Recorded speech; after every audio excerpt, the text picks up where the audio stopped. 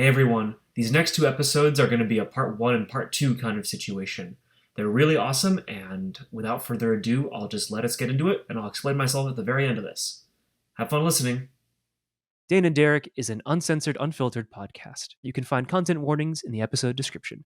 Thank you for listening.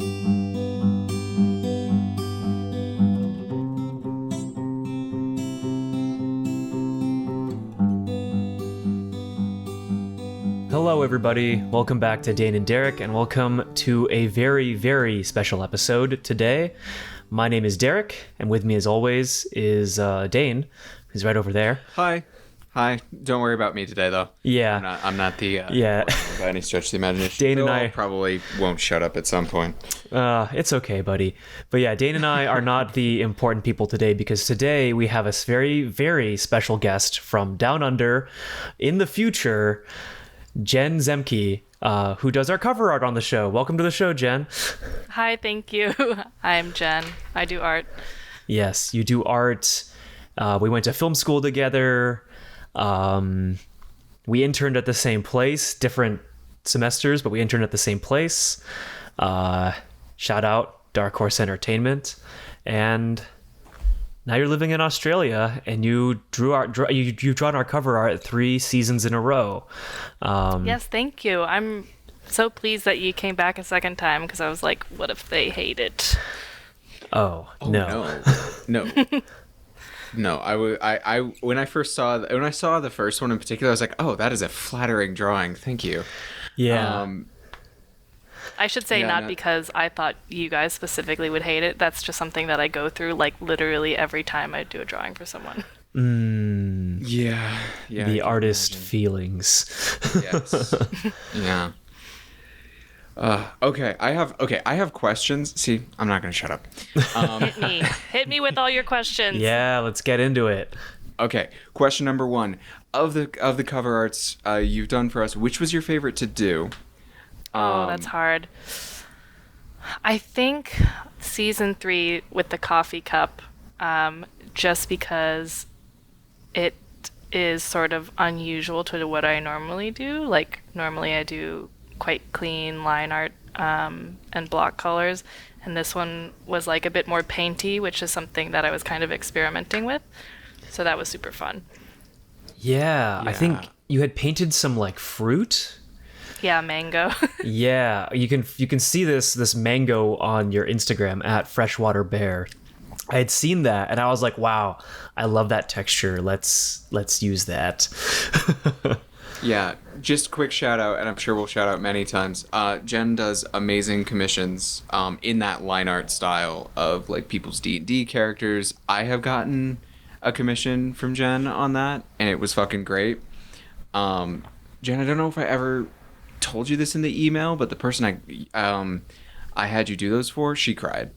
Oh my gosh. She was so excited about it. So they're great. Folks should just go get some if they want them. Well, thank you. Yeah. Oh, okay. I have more questions. You guys tell me how to give me the meet cute. I know, like the friend meet cute. Okay. Because whenever we have guests on, we always do the meet cute. Yeah. Do you want to go, or should I go? Okay, you should tell me your perspective, because I'm so curious. Okay, so it starts with, like, I was like a camp counselor for like a pretty short film camp over the summer after my freshman year at Emerson. I met Trevor there. He was a high schooler student. He ended up going to Emerson, which is the same school that we went to. And then he worked on your short, and I don't know if he told me about it or if I just like saw you posting about it somewhere, but you guys were like, we need a BTS shooter, and I was like, yeah, I love that, I could do that. Yeah. And that's where we met. Yeah, you came on to do behind the scenes for a thing I was doing with a bunch of Emerson folks like Chris Marino, Nicholas Novak, Haley Thompson, I think Trevor, a bunch of other folks. There were a lot of good folks involved on that short. And which short is this? Can we still see it somewhere? Yeah, it's on the internet. I'll put a link. It's called Impulse. It's basically about a guy who is like rejected from everything. And he's trying to find like a sense of self-worth, and he sort of has like a Lady in the Lake Excalibur moment and is gifted a magical sword and then has to go on the run from some demon parkour guys. Neat. Yeah, we did it for a film competition. It was so fun. Yeah. I loved that. It was like once the parkour is introduced, I'm like, hell yes, let's go. Yeah, that was a wild time. I don't even remember how we found those guys. I know one of them plays music and the other is like a barber now and does really great like haircuts. Oh, sweet. Yeah. But yeah, we just like made this short film over like, was it like 2 days in like running around like Boston, just kind of guerrilla filmmaking. Didn't you also provide the sword? Oh my God. Yes, I think so. Yeah. Oh my gosh. Because Shayna McKinnon, I don't know if you guys have ever met. I feel like you must have. I don't, but maybe not. Maybe in passing, but I don't remember. Yeah. So Shayna was my roommate in school and also for a long time in LA. And there's so much mythology here. She has a dead mom who collected knives and swords, and so she has this like fucking dope like fantasy knife and sword collection. Yeah. And you guys were like, we need a magic sword. And I was like, I have access to so many actually knives and swords. Yeah. I remember when that sword came on. It was very cool. It was like one of those like wuxia, like flexible swords that you'd see in like something out of like Hero with like, yes, yeah, that's exactly the one. I can see it in my mind right now. Yeah, it was a very cool sword, and I am still to this day surprised because we were running around a city with this thing. Yeah. Doing stunts and running and all this stuff. And yeah, that was a wild time. That was, man, it's funny, that film was sort of the culmination of what was a very hard freshman year at Emerson. And that film making that film with that group of people really like kept me going and really like made me want to come back next year. So you were a part of that story. Yeah, that was a lot of fun. Yeah, I had so much fun on that. I will put links in the description because it's a good film. It's a very wholesome movie. Yeah, it's like 3 minutes long too. It's very tight. Man, what role did you play in it, Derek? And by role, I don't necessarily mean. Oh yeah. I directed it. In front of the camera? Oh, you directed. I directed it. Yeah, I wrote it with Chris and Nick, and then Nick shot it. Chris did the sound and visual effects. Haley produced it. Good friend Eric Anderson starred in it. And you directed. And I directed it. And we had a couple other great classmates who I'm blanking on, who were a part of it. Another Derek Avery. And I want to say and Liz Hamer. Oh yeah. Yeah. A lot of great folks. Yeah, a lot of them ended up, I think, working on my film 2 or thesis film. Yeah. Ephemeral? No. No, I'm thinking of a different film. I think that might have been one of my classmates. My thesis was Uprising. Uprising, which is like a yes. long and terrible story. And there's a witch in that movie, right? No. Yeah, there's like yes? necromancy. Yes. Why it's called. That's why, yeah. Okay, yes. Oh man. Yeah.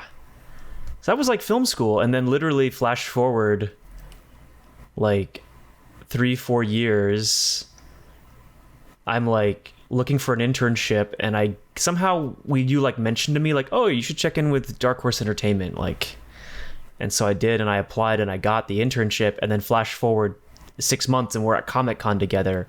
Yes. Selling books and comics and mugs with like a bunch of just other comic book people.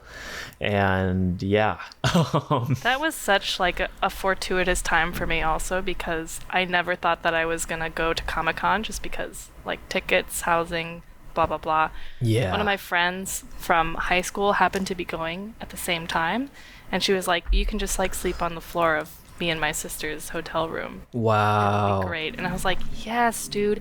And then they magically somehow just like accidentally got an extra ticket to Hall H, and they were waiting in line for 10 hours, and they were like, do you want to come join us in line right now before we enter? And I was like, holy shit, yes. So I got into the big Wow. like one of the big Hall H days, and I didn't even have to do any of the waiting for it. That is a Comic-Con hack story It was for the crazy. ages. I was like, holy shit. Yeah. Wow. Yeah. Okay, I have another question. Yep. So Dark Horse, Yeah. I think most people who run into Dark Horse think about the comics, but it's Dark Horse Entertainment. What else do they do? And what do they still have? What are their properties still? It's Spawn? Because they used to do Star Wars comics for like the longest time, but not anymore, obviously. They have the Dark Horse Entertainment is like, they do all of the transference of comics to like TV and movies. So they did the first Hellboy, right? The Yeah. original like Ron Perlman Hellboy. And Yep. I think Umbrella Academy Yes. also. Yep. Oh, is that Dark Horse? Yes, that That's is them, Dark yeah. I Horse. didn't know that. Yeah. Okay. If you want to support our former bosses, watch Umbrella Academy. Yeah, it's pretty good also. Yeah, it's pretty I would great. Just give that a plug because Yeah. it's so, the first season is so fun. Usagi Yojimbo Oh, yes. and the Netflix adaptation, the Usagi Chronicles. They've been working on that for a long time. They did The Mask, Legend of Tarzan.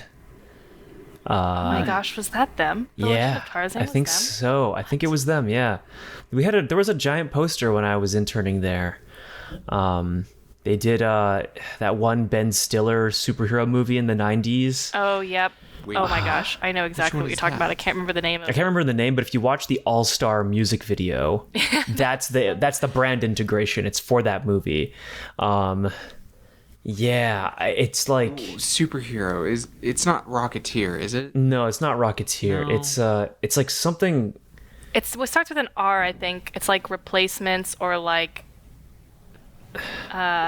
shoot, Or like Remedy Men or something like that. It's Mystery Men. Mystery Men. Yeah. Okay. You I can got at it. least picture a box cover. Yeah.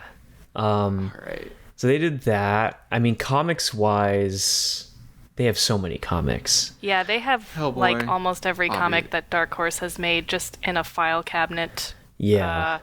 Which I had to inventory while I was there, so I was very familiar with like everything in that cabinet. Yeah. They used to do Conan the Barbarian for a while. Do they not anymore? Oh, is that Marvel? I think it went back to Marvel. I'm unsure. Lord. Yeah, they did. Monopolies are bad, y'all. Jesus. Keep going. Sorry. Yeah, but like Usagi's the big one. I think they did American Born Chinese for a bit. They like licensed a version of that or like published a version of that. And then what is it? Grendel, if you've read that. I haven't. Like Grendel from Beowulf? No, like Grendel the vigilante comic. It's very dark and violent. You might like it actually. It's sort of in some ways maybe a reinterpretation of Beowulf. It is interesting. All right. But yeah, that's a comic. They publish all the Avatar comics as well, like the Last Airbender comics and the okay. Korra comics. Nice. I'm trying to look at the ones I have on my shelf. Yeah, I think that's all the ones I have on my shelf. But yeah, and that's sort of where that was probably the last time we saw each other IRL. yeah. And where was that internship? That was in LA? Yeah. That's in LA, yeah. Yeah, literally a mile from where I currently live. Yeah, well, I think they moved offices now, but yes, at the time, a mile from where I currently live in Studio City. So, yeah. And so, yeah, Jen, so because you were a senior when I was a freshman, or were you a junior? I think I was a junior. Junior. Okay. Gotcha. So, okay. So you graduate film school, you do that internship. There's like a gap between when we meet. What were you doing? Let me think. After I graduated, I was hopping around a bit. So I moved to Minnesota, where I just went back home. And then I did another fun little summer camp in New York for 3 months that summer. Which is great because it was like I just get to do like a short stint in New York City with free housing, even though I have to look after a bunch of kids. Oh. And then that fall, I moved to LA. So I think that would have been the fall of 2017? Okay. Gotcha. And then when you came back to LA, were you doing freelancing, development? Because I was just freelancing. Freelancing, nice.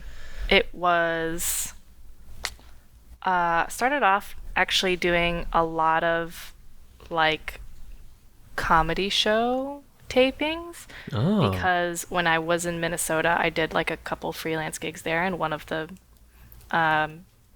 producers was like, you can hit me up anytime you're in LA. So I had worked on a comedy taping in Minneapolis, and then when I came to LA, I was like, hi, I'm here. So they gave me a couple of like weekend gigs, which was good. I moved in with Shayna. I had just a lot of like reality shows, a couple different singing shows. What did I work on? Oh my god, I feel like I have to like pull up my resume. Yeah, I mean, okay, yeah, I mean, like, I guess I'm just like curious because like now, because I guess like film school is interesting, right? Because like, or just art school in general, because you go in studying all kinds of arts, and then when you leave, you kind of figure out like if you're using those arts to generate an income, or if you're using those arts the way you would like to, or if you would rather, or if you realize, oh, I actually like other arts. And I feel like you did such a wide breadth of things. Oh, and so Yeah. I did just a lot of PA stuff, and then I kind of got into like not being like a SAG-AFTRA rep, but sort of like keeping track of SAG-AFTRA people on site. I do not know what this is called. Oh, like for like union stuff? Yeah. So it would be like I'm making sure that everyone has their paperwork signed and their timesheets filled out correctly, and I let people know if they are about to do something hazardous, which will cause like a fine. So you were like anytime there was water involved, I'd be like, you're gonna pay $200 to this person for this, just so you know. Wow. So like HR, you were like HR. Kind of. But also OSHA. But it was more like, I mean, they can do kind of whatever they wanted. It would just be like, I have to make a note of this, and you have to pay them extra for it. So I was not there to like prevent dangerous things necessarily. It's more like, because I was working for the production. The production has me around to say like, if you go overtime this much, this will be your penalties, and if you do this thing, that will be a hazard, so that'll be a penalty, etc. Like production accounting say, stuff. Yeah, is this worth it? Yeah, I was like one time I did like actual timesheet accounting on one show. Wow. And then my last job, which wasn't the reason that I like quit necessarily, but made it extremely easy to leave, was I was a COVID coordinator, first on like a fashion show, and second on King Richard, the Will Smith movie. Oh. And that was like, of every job I've ever had, the worst experience. I can imagine. Like, being a COVID coordinator, especially because this would have been like 2020, 2021. Yep, it was mid 2020. Oh, Everybody's man. just reading the return to work agreement for the first time and being like, do you understand this? And I was like, well, I guess so. Man. Oh, wow. That is wild. Yeah. It's wild to think that we're now in a world where like COVID coordinators are not required on so many sets anymore, like on certain levels. I was like, this job I hope never exists again. Wow. Dang. Okay. Wow. And then okay, yeah. So you were telling me a little bit off mic, but you got to tell us again, like how you end up in Australia, in the land down under. Because this, I feel like, yeah, because that's like a big transition from LA, working in film, to now being in the land down under. Yeah. So, I cannot remember, 2018. In 2018, I had been doing a lot of tiring freelance, and I was like, I think maybe I want to get into something that's more 9 to 5. Like, you know, it just wears you down after a while working 60-hour plus weeks. I was like, my knees are starting to hurt. This is not a good sign. And I kind of want to like have hobbies. Like I want to be able to say every Monday morning at 8 a.m. I will be able to do something. Or like I will be able to play soccer on the weekends or what have you. Mm-hmm. So I actually did a couple interviews for some comic places because my time at Dark Horse was great. I was like, I think I love comics. Like, I had read not too many before, but I was interested in them.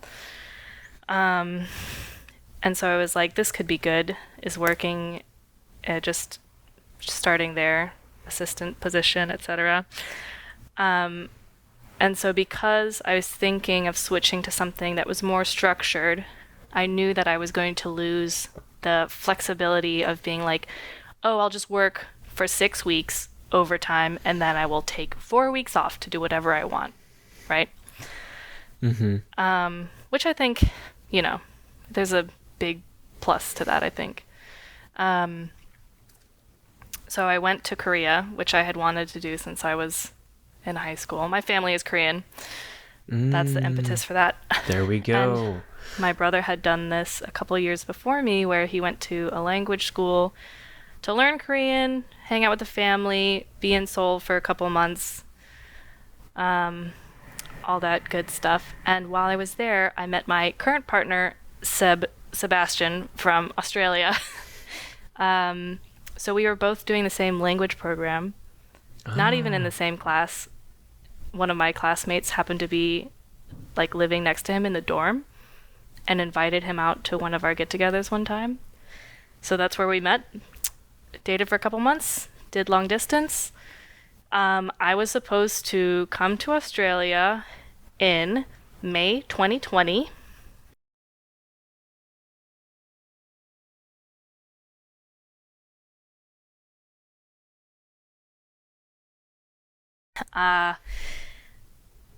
In March 2020, Australia was like, COVID is too serious. We are closing down our borders to all international travelers.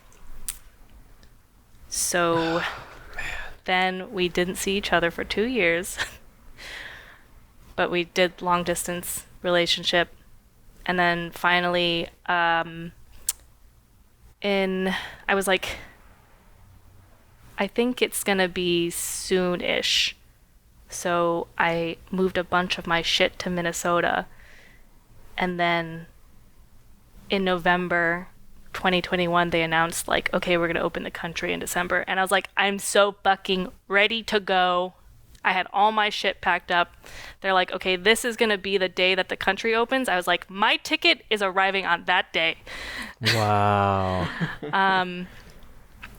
So then I landed in Sydney. I did like 3 days of actual quarantine, 2 weeks of like pseudo quarantine, and then I ended up in Brisbane, which is where I live now. Wow. And Brisbane is in relation to Sydney. It is like away? 8 to 12 hours north of it. Okay. North of Sydney. Yep. Very cool. Wow. On the East Coast. Gotcha. And how have you liked it? Yeah. Yeah, I arrived. I mean, I live here like permanently now. I arrived on a working holiday visa. Because when they opened, they were like, we're opening not just to like any traveler, but to like people who are like on, you know, XYZ visas. Working holiday is one of them, students, you know. Working this visa situation has like been a large part of my life, actually. Gotcha. believe it. Anyways, Yeah. so that went on for a year. And now I've applied for the partner, like the permanent partner visa, which is like a 2-year process. You apply, they say, this looks pretty good. And then you wait 2 years and you do like a secondary application, and then they make you a permanent resident. Gotcha. Wow. So you're there for the next 2 years, at least. Well, I'm there. If I become a permanent resident, I will be here forever. Forever. Ostensibly. Okay.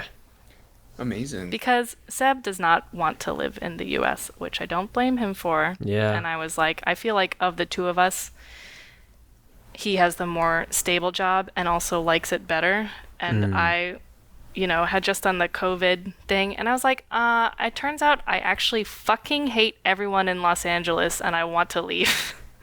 Yeah. Sorry, Derek. It's okay. I don't blame you. There's a lot of you know, there's a lot of crappy people. Especially LA is a working particular as a energy. COVID coordinator. Yeah. Like, everyone is up your ass all the time. Yeah, because everyone's trying to get around it, and it's like, Yes. yeah, and it's like a fucking pain in the ass. Because like I haven't had to do COVID coordination, but like we had pretty strict COVID rules in our office at work, and like it's just like the kind of shit people try to pull sometimes is just wild. And so yeah, I do not envy the position you are in, having to manage that. Yeah, people are buck wild. Yeah. So what do you do out in Australia? Down in Australia? Over Down in in Australia. Australia. Let's just go with that. In the future, Australia. I am respecking, so Nice. right now I'm just working part-time at a liquor store, and I'm taking online classes for web development. Nice. Yep. Sweet. So my hope is that like my whole family is in computer shit, and everyone tells me it's so great, you can work remotely, you'll make some good money, and you'll have free time. And I'm like, okay, that sounds like a good life. I'll have more time to do art stuff that I wanted to do. Yeah. But it's a real learning curve. I could I have imagine. not done anything like this before, so Can relate. Yeah, well, yeah, Dane, you also made a big hard pivot. Dane, I heard you're going to law school. Tell me about it. It is a trip, I will say that. As you were saying about like not necessarily wanting to live in the United States, it's a complicated place morally and practically. Hell yep. yeah, it is. And law, like you're describing with computer, it's like for me, it's a whole new ball game. It's super hard, but like I find the challenge really rewarding, and it is. I like your term respecking, because that is absolutely what it feels like. Yep, we're pivoting. Yeah, big pivots. Turning in my weird once or twice a game item to get those skill points back. Yeah, but I totally feel that desire to create the stability you want to, so you have a life, so you have the space and time to do the creative thing. Like I will say law school keeps me very busy, but at the same time I write consistently, and I no longer worry about how to be emotionally fulfilled at work, and if I'm going to, in air quotes, make it in art. I don't know if you relate to that, but you know. Yeah, I mean, I think like I sort of transitioned from, like, first of all, I was like, I just realized I can be satisfied making comics and stuff. Like, this is easily transferable from ideas that I see for film putting onto paper. And it's much less complex to do that in a comic form. Like, it's just me on my computer, right? I don't have to like gather money, resources, and people and schedules. No, literally, yeah. I had a freshman year film teacher who said this, and it just hit me so hard later. He was like, you know, he gave that classic line, which is like, you have to really love this in order to do it for a long time. And I was like, yeah, I do love it. And he said also, because it is the most inefficient form of storytelling. Yeah. And I was like, fuck, that's so true. Yeah. No, that's a great way to put it. Which teacher was this? I cannot remember his name. You might have had him. You would recognize him because he was like this older Irish guy. Oh, was it Peter Flynn? Was it Peter something? Peter not Cohen. Oh, man. Sorry, Peter. Yeah, it's okay. But yeah. Derek, new episode idea though. The efficiency of storytelling and mediums. We gotta talk about that because that is so goddamn fascinating. That concept. We could do a whole series on that. I could talk forever about this. Yeah. Because the other problem with, like, you know, comics, me doing everything myself, is liberating because it's all on my own schedule, but it also means no one is on my ass telling me to finish it. So.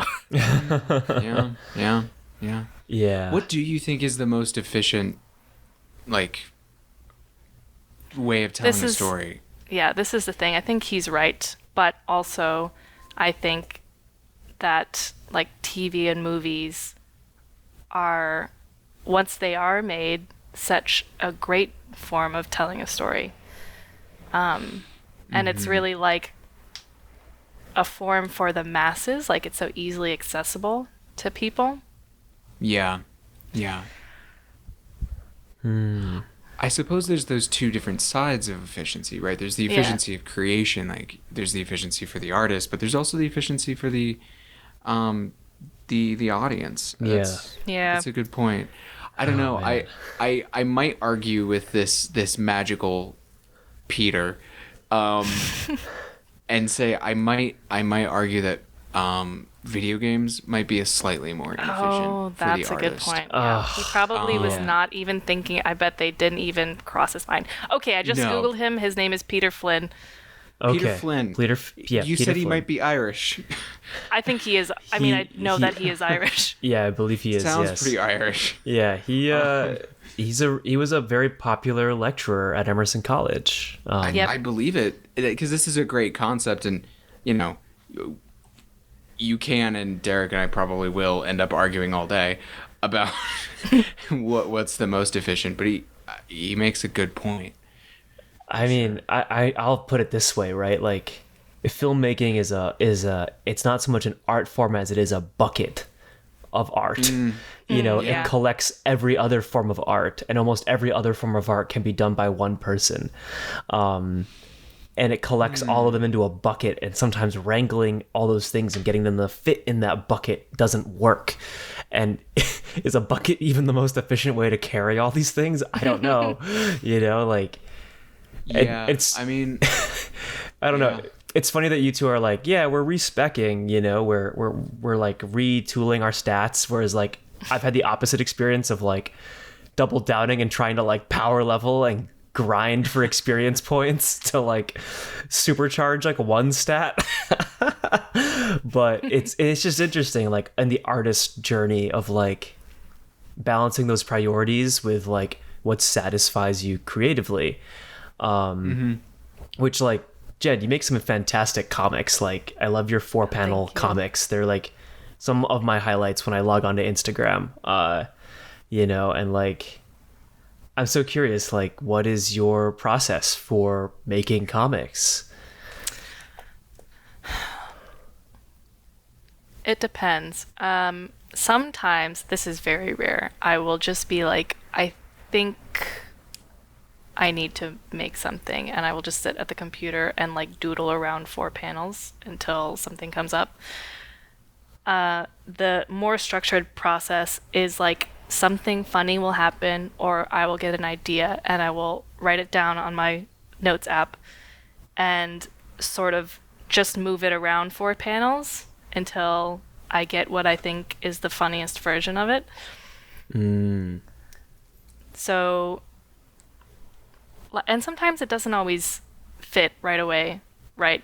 So you have to change it around, because I don't want to go like too long just for one joke.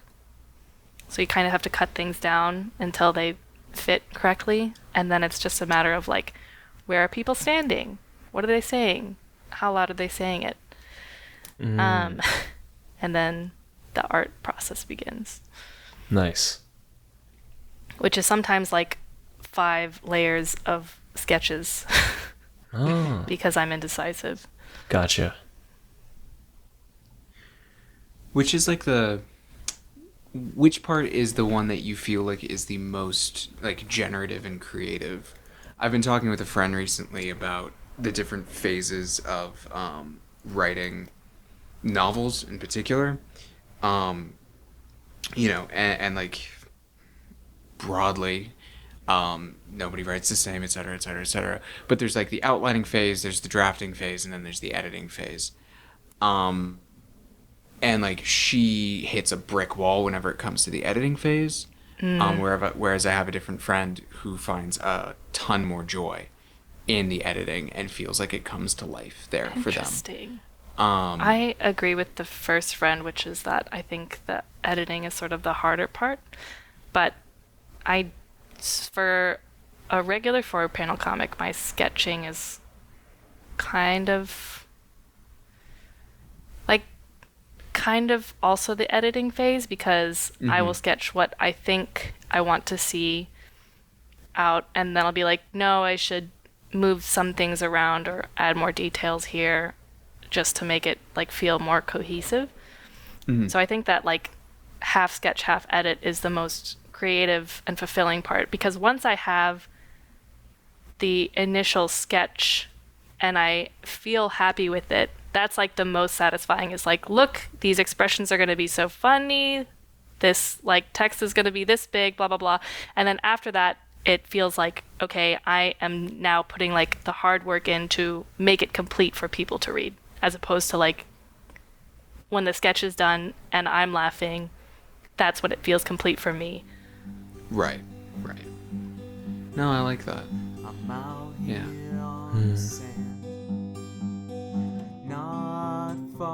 And that's where we're going to be ending the interview with Jen this week. I hope you all enjoyed the episode. We had an incredible blast talking to Jen. Don't worry, we have another 45 to 50 minutes of episode coming out in 2 weeks, where we'll pick up the conversation on process and continue to talk about all things Australia, all things media, all things bagels and other cool things. So stay tuned and come back in 2 weeks when we have part 2 with Jen Zemke out on the feed. Thank you again so much for listening, and we'll see you then. Bye-bye. Out here on the sand, not far from land. Sure, I'm warm, but I wish I was cold with you. Out here on the sand, not far from land. Sure, I'm warm, but I wish I was cold.